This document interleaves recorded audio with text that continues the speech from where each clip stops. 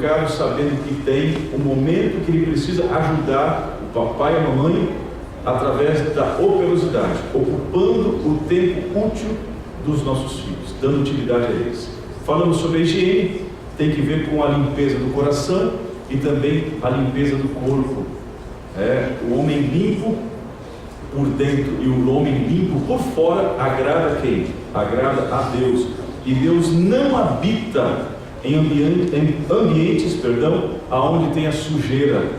Deus não habita onde está a sujeira. A sujeira que eu falo, amigos, não aquela circunstancial, de um momento, de uma realidade que você não conseguiu limpar a casa. Eu digo, Deus não habita num ambiente em que a pessoa gosta da sujeira, que não se importa com a limpeza. Deus diz na sua palavra que para que Ele se apresente a nós, nós precisamos lavar o nosso coração e lavar as nossas mãos, tá certo? Foi assim que Ele agiu com o povo de Israel no deserto. Para que Deus se apresentasse ao seu povo, Ele pediu que o seu povo confessasse os seus pecados e também lavasse o que? As suas vestimentas, e organizasse todo Israel, que as barracas, que o acampamento estivesse sempre limpo quando Jesus fosse se apresentar, quando Deus fosse se apresentar ao seu povo. Por fim, falamos ontem sobre a ordem. Deus é um Deus de ordem. Ordem no tempo, na regularidade do tempo, das tarefas e atividades. Arrumar o quarto faz bem, ok? Há tempo para tudo, como diz Salomão, há tempo para tudo nessa vida. Então vamos ensinar aos nossos filhos a ordem de que há tempo para o dever e há tempo para o lazer. E assim vamos educar os nossos filhos para que sejam vitoriosos como Cristo Jesus venceu. 3 palavrinhas simples, mas que podem fazer diferença na educação dos nossos filhos. Hoje nós vamos falar sobre hábitos, costumes e tradições familiares. Tudo isso que estou falando, amigos, faz diferença dentro de um lar que deseja felicidade. Se você não dá valor a estes itens que eu aqui recapitulei, você pode correr um grande risco de levar a sua família à discórdia, à incompatibilidade. Falamos também sobre a incompatibilidade, não é verdade? Isso não pode acontecer. As diferenças não podem colocar na mente do casal a seguinte ideia: somos tão diferentes que somos incompatíveis. Não, as diferenças deveriam ter sido avaliadas, estudadas, criteriosamente no namoro e no noivado. Casou, agora tente harmonizar as diferenças. Casamento que se separa por incompatibilidade é porque um não aprendeu a respeitar a diferença do outro. Então não é motivo para separar, certo? Hoje vamos falar sobre tradições, vamos falar sobre hábitos e costumes familiares. O que isso tem que ver com a família moderna dos nossos dias? Será que é importante mantermos tradições, hábitos e costumes familiares? As pesquisas indicam o seguinte, que com a vinda da tecnologia, que veio para tentar dar mais tempo ao homem para ter lazer e cuidar da família, aconteceu o contrário.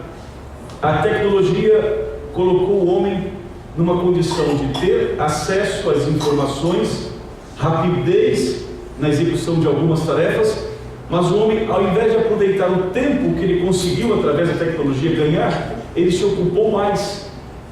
Então existem homens hoje, pai de família, mãe também, que chegam a trabalhar 18 a 20 horas por dia. Mas pastor, a ideia da tecnologia, dos robôs, da informatização, não era para justamente evitar que o homem trabalhasse tanto? Sim, mas aconteceu o inverso. Enquanto o homem vê que há tempo, percebe que lhe sobra tempo, ele ocupa a sua vida com aquilo que às vezes não é prioridade. Prestem atenção naquilo que pode ser que esteja invertido em suas prioridades dentro de casa. O casal que procura felicidade é um casal que valoriza o tempo em família. Não é aquele que trabalha demais Chegando então na sua fase de poder ter contato com os filhos, já é tarde, porque os filhos cresceram e agora querem ter os seus amigos.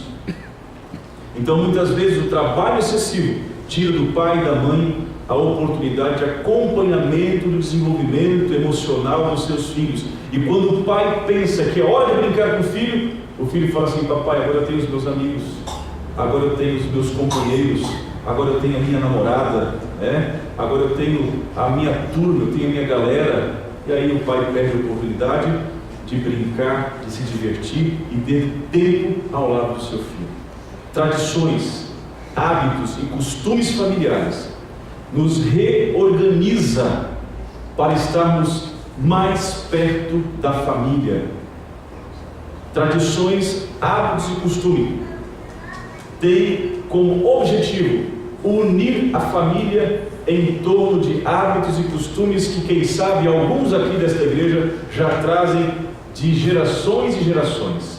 E nós vamos ouvir agora alguns hábitos, costumes e tradições da família da Adna Mourão. A família da Adna Mourão, algum representante, a Adna, se estiver aqui, eu creio que está, vem aqui à frente. Já saiu a Adna?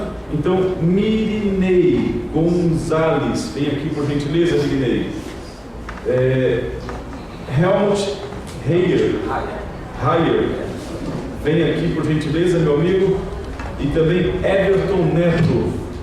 Nós vamos ouvir as tradições, os hábitos, os costumes. Everton também,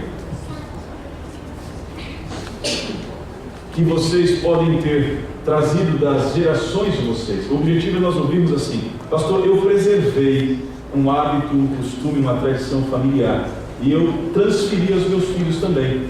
E aí a gente quer ouvir quais foram esses hábitos. Se foi amém, se foram mais, fale para nós. Irmão, o senhor pode começar? Pode ser.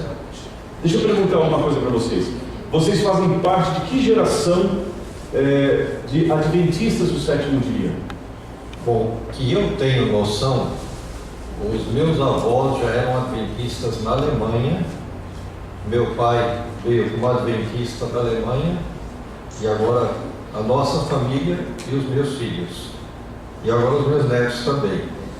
E por parte da minha mãe, o meu avô se converteu quando eles eram pequenos, quando a minha mãe era pequena, mocinha ainda. E depois essa tradição veio praticamente a quinta geração já de cristianismo de fé, contando com os netos. Amém. Agora, desse processo, o senhor tem alguma lembrança de hábitos, costumes e tradições que vocês estão mantendo? Certo. Bom, dos meus avós, infelizmente, eu não conheci nenhum deles.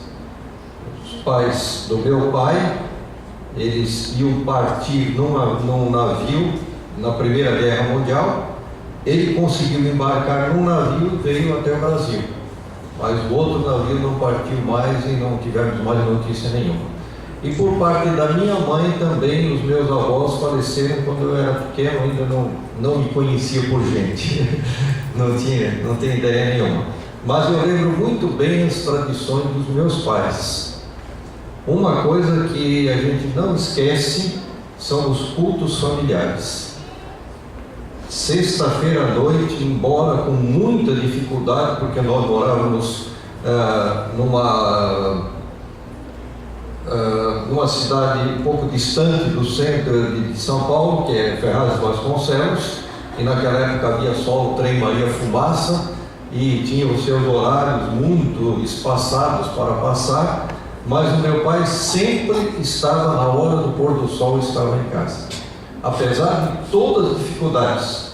E só para vocês terem uma ideia, hoje nós temos empregos que trabalham até sexta-feira e não trabalham sexta e sábado. Na época do meu pai não havia leis trabalhistas, começaram depois por Getúlio Vargas.